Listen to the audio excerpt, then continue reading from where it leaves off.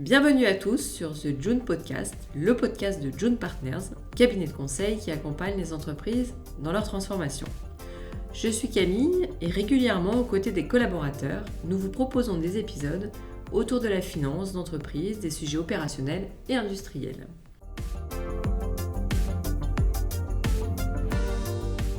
La transformation digitale des entreprises est en cours avec l'intelligence artificielle, qui joue un rôle déterminant. Quel que soit leur secteur d'activité, les entreprises ne cessent d'investir dans des systèmes centrés sur l'intelligence artificielle. On compte a priori plus de 150 milliards de dollars qui ont été dépensés en 2023 et cela pourrait atteindre 300 milliards de dollars de dépenses en 2026 selon l'International Data Corporation. Dans le secteur industriel, l'intelligence artificielle est au cœur de l'industrie 4.0 et elle contribue à rendre plus efficaces les processus et à améliorer leur productivité. Quel est le niveau de maturité des entreprises industrielles sur le sujet de l'intelligence artificielle ? Quels sont les usages de l'IA dans le secteur industriel ? Je suis ravie aujourd'hui d'accueillir Jean-Baptiste Dienne, Project Manager chez June Partners, qui va venir témoigner de l'intérêt pour les dirigeants d'intégrer aujourd'hui l'intelligence artificielle à leur stratégie industrielle. Bonjour Jean-Baptiste. Bonjour Camille.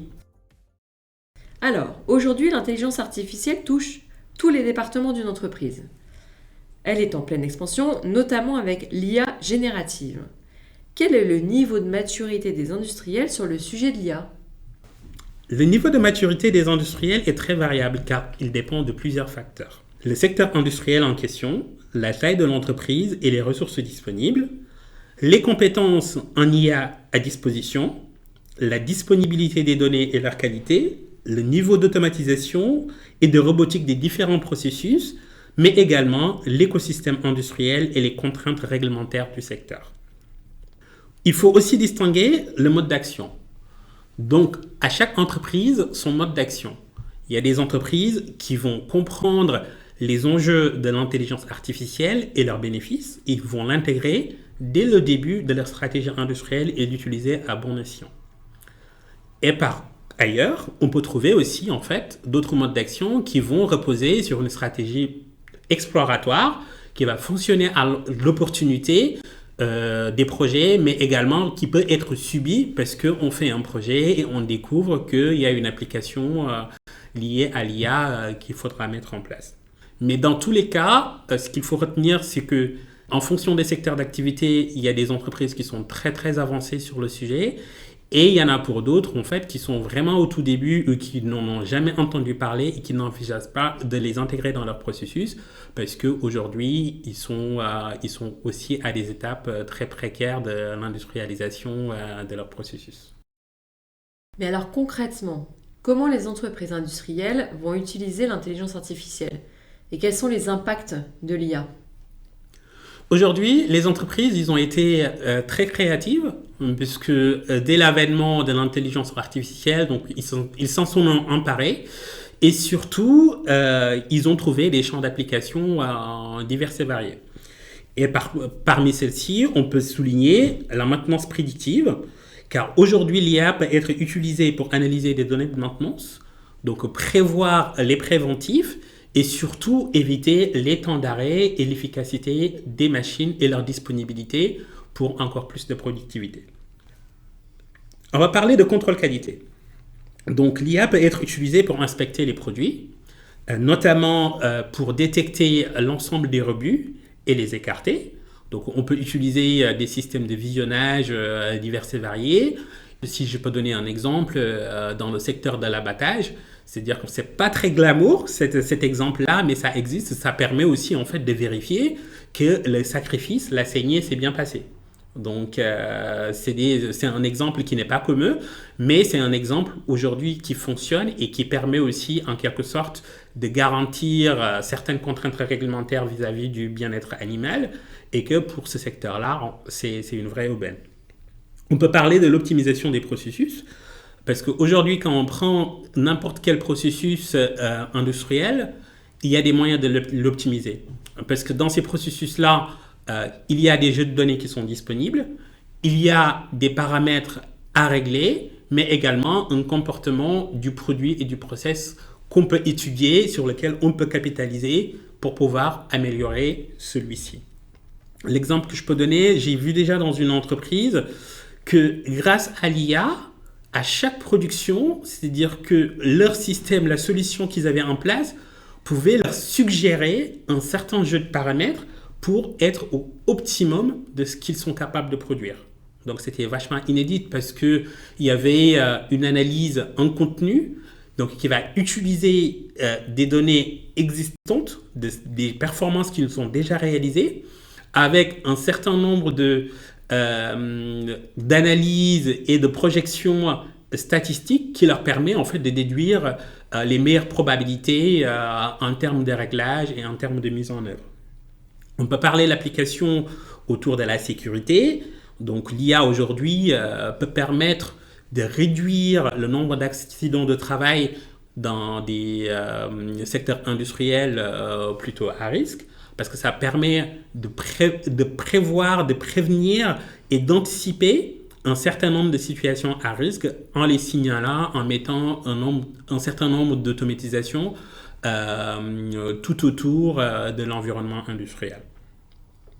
On peut parler de la chaîne d'approvisionnement, donc c'est-à-dire que tout ce qui est optimisation de la chaîne d'approvisionnement, aujourd'hui, on va intégrer dans la planification, la prévision des ventes, des notions de saisonnalité. C'est des choses qui existent depuis longtemps, mais avec l'IA, avec un certain nombre de données, on peut faire des projections plutôt intéressantes pour prendre une décision. Après, ce qu'il faut retenir aussi, c'est que l'IA ne remplace pas le métier. Donc, il peut faire des suggestions. Donc, on se doit et on a le devoir de les contrôler, de pouvoir les challenger avec les données qu'on peut avoir, avec la connaissance métier de nos collaborateurs pour prendre les meilleurs choix possibles. On peut parler aussi de la montée en compétence de ces collaborateurs parce qu'aujourd'hui, l'IA permet de capitaliser sur des métiers à risque ou des métiers qui sont plutôt difficiles sur un certain nombre de gestes et postures. Si vous avez écouté le podcast sur l'industrie 4.0, donc j'y revenais déjà pour parler de certaines applications qui permettent justement de capitaliser sur un certain nombre de compétences, de les mettre à disposition pour faciliter par exemple un changement de série difficile, pour faciliter un réglage qui est plutôt complexe dans certains processus. On peut parler de la prise de décision. Donc, je pense que l'année dernière, tout le monde en a entendu parler de l'entreprise NetDragon qui développe des jeux vidéo en Chine, qui avait nommé son PDG qui était une intelligence artificielle humanoïde. Donc, après, évidemment, ceci a des limites, hein, parce que je pense que notre capacité à prendre en compte les émotions, à prendre en compte un environnement plutôt humain. Aujourd'hui, c'est ça qui nous différencie et c'est ça qui fait que beaucoup de gens gardent leur poste encore. Donc, du coup, ça me fait doucement rire, mais c'est la réalité. Donc, après, je crains si d'ici quelques années, les robots ils sont capables de ressentir des émotions, qu'est-ce que ça va donner? Mais aujourd'hui, dans tous les cas, c'est-à-dire que pour n'importe quelle entreprise qui veut se lancer dans l'IA, c'est-à-dire qu'il est vraiment important de pouvoir clarifier l'application autour des process et surtout l'utilisation intelligente de l'IA sur chacun de ces processus avec les collaborateurs qui sont là. Donc l'intelligence artificielle est un véritable levier de performance, comme tu l'as dit, améliorer la qualité des produits, améliorer la productivité, etc. Bien entendu, en faisant bien attention à la combinaison de l'IA avec l'humain. Aujourd'hui, quels seraient tes conseils pour les dirigeants justement qui souhaitent intégrer l'intelligence artificielle dans leur stratégie industrielle? L'élaboration d'une stratégie qui va intégrer de l'intelligence artificielle est un parcours long, donc je pose ça là. Donc, ce qu'il faut se dire, c'est que quand on se lance dans ce type de projet, il y a une première étape qui est absolument nécessaire, c'est vraiment de définir vos objectifs. Donc aujourd'hui, il faut définir très clairement qu'est-ce que vous voulez atteindre en termes d'objectifs commerciaux. Donc votre positionnement sur votre marché, votre secteur, votre produit en question. Et une fois que vous avez clarifié et factualisé toute cette partie-là, vous posez la question comment l'IA peut vous aider à atteindre ces objectifs. La deuxième étape est d'identifier les sources de données disponibles. Donc, qu'est-ce que vous avez en votre possession comme données en interne? Qu'est-ce que vous n'avez pas? Donc, être clair là-dessus. Est-ce que ces données-là peuvent être compensées par des données sectorielles, des données clients, ou il faut organiser la collecte et préparer cette collecte-là de données en interne? Ça peut passer par la mise en place des capteurs sur une ligne de production pendant quelques semaines, quelques mois pour pouvoir les exploiter. Mais ce qui va être important surtout, c'est la qualité de ces données-là et leur préparation.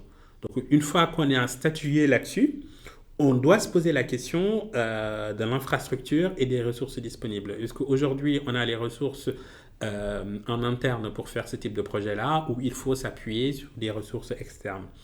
Donc, dans ce type de projet, il n'y a pas de secret. Il faut utiliser la conceptualisation avec un POC, donc qui va permettre de mettre en place le projet sur un plus petit périmètre, puisque généralement, quand on se lance sur ce type de projet, on n'a pas forcément l'expérience et le recul pour, donc qui vous permettent justement de réussir bon du premier coup. Donc, vous choisissez un secteur qui vous permet de démontrer du résultat, de tester le concept, et une fois que c'est OK, de déployer sur l'ensemble du périmètre en question, que ce soit à l'échelle de l'entreprise ou à l'échelle d'un groupe industriel. Donc, il y a aussi une question que je n'ai pas encore abordée. Quand on parle d'intelligence artificielle, il est évident qu'il faut parler d'éthique. Donc, et il faut l'intégrer dans sa stratégie dès le début. Donc, politique des données de vie privée, puisque ça peut nuire à votre stratégie si vous ne le prenez pas en compte. Donc, être clair là-dessus. Et aujourd'hui, sur le marché, il existe des acteurs qui sont spécialisés dans l'accompagnement des entreprises pour définir leur périmètre et l'application de l'éthique dans leur politique d'intelligence artificielle pour vraiment éviter certaines dérives. Donc, on va parler de collaboration et de partenariat. Donc, quand on fait ce type de projet, généralement, dans notre écosystème, peut y avoir des entreprises qui ont vécu des projets similaires, que ce soit des acteurs, des collectivités qui sont organisés en filière, qui travaillent sur ces secteurs-là, que ce soit les aides de l'État qui sont organisées autour de ces types de projets-là pour soutenir justement des entreprises qui n'ont pas accès à ce type de projet, pour vraiment les encourager à y aller et être au niveau par rapport à d'autres concurrents de d'autres pays ou même en fait au niveau national. Donc des partenariats, il en existe plein. Des acteurs qui proposent des solutions diverses et variées sur l'ensemble des applications qu'on a citées précédemment existent. Et il y en aura forcément pour votre secteur, puisque le secteur est en ébullition et aujourd'hui c'est très dynamique. Donc tous les jours, il y a de nouveaux acteurs qui proposent des solutions qui sont adaptées. Donc, dans ce type de démarche, c'est les principes d'amélioration continue où on apprend, on met en place, on grandit et on continue de s'améliorer, évidemment. Mais également, ce qui va être important, c'est de contrôler et de mesurer les résultats que vous obtenez. Donc ça, c'est très important pour encourager les collaborateurs. C'est important pour rassurer la direction. C'est important pour rassurer les associés. C'est important pour tout le monde. Et surtout, ça fait du bien de constater qu'on progresse, on avance, on a des résultats. Il y a des points de progrès aussi qui sont identifiés, qui vous permettent d'atteindre, in fine, les objectifs que vous étiez fixés. Ce sont donc des gros projets qui va transformer un peu le travail des collaborateurs. Du coup, en termes de compétences, comment ça s'organise? Et j'imagine que, comme tout type de projet, l'adhésion aussi des collaborateurs est indispensable. Tout à fait. Donc, ce point-là, il est vraiment important parce que, et surtout que l'intelligence artificielle a vraiment mauvaise presse. Donc, quand on parle d'intelligence artificielle, tout de suite, ce sera associé à la perte d'emploi, que les machines vont remplacer les humains et que ça va créer du chômage, ainsi de suite, ainsi de suite. Mais ce qu'il faut se dire, c'est que quand on initie ce genre de projet, c'est qu'il faut initier en même temps un important projet de transformation des ressources humaines pour pouvoir prendre en compte l'évolution des compétences des collaborateurs. Parce qu'aujourd'hui, ce qu'on pouvait demander à un opérateur de surveiller une ligne de production sur laquelle on va vérifier que toutes les pièces sont bonnes, demain, c'est une intelligence artificielle qui va le faire. Donc cet opérateur, on ne va plus lui demander la même chose. Mais on va lui demander de piloter cette intelligence artificielle-là. Donc ce qui va être un nouveau métier. Donc ce qui peut, pour certains collaborateurs, s'avérer difficile. Donc d'où en fait cette réflexion au sens global et à l'échelle de l'entreprise, de l'ensemble des compétences disponibles, comment les transformer, comment accompagner ces personnes-là vers leur nouveau métier ou comment les replacer dans l'écosystème de l'entreprise pour vraiment garantir la sauvegarde des emplois au niveau de l'entreprise. Par ailleurs, ce qu'il faut se dire, c'est que comme tout projet, la gestion du changement est très importante.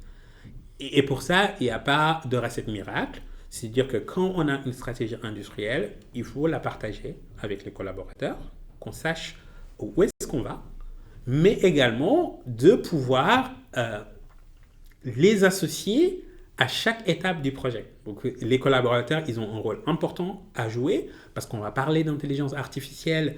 In fine, ça va s'appliquer à des process très opérationnels qui sont faits par les collaborateurs, qui sont maîtrisés par ces mêmes collaborateurs-là. Donc, plus tôt on les intègre dans cette stratégie, mieux, en fait, on va réussir à avoir un résultat bon du premier coup ou pas très loin. Merci Jean-Baptiste, c'était très clair. Donc l'intelligence artificielle offre de nombreuses possibilités pour améliorer l'efficacité et la sécurité des opérations industrielles. Les entreprises qui intègrent l'IA à leur stratégie industrielle et l'utilisent efficacement peuvent bénéficier d'une meilleure qualité de production, de coûts réduits et d'une amélioration de la productivité. Merci à tous, à très bientôt pour un nouvel épisode.